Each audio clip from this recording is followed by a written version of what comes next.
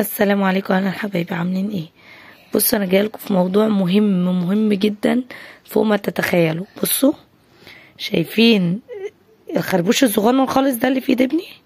شايفينه قد ايه؟ الخربوش ده خربوش قطه. بصوا منظر ابني عامل ازاي، شايفين المنظر ده؟ خربوش قطه.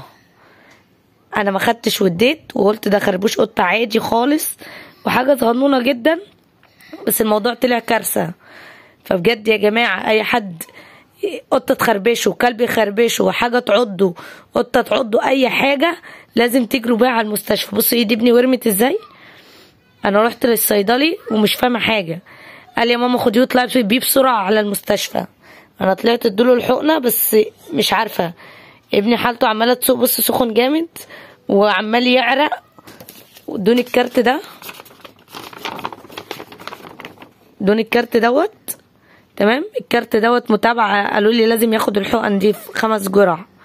ماشي، انا خدت النهارده يوم 17/5 اهو الجرعه الاولى، والجرعه الثانيه يوم 20/5 و24/5 و31/5 و14/6.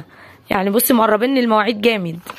فيا جماعه ما تستهونوش. بصوا والله العظيم اهو، بصوا منظر ابني وحالته عامله ازاي.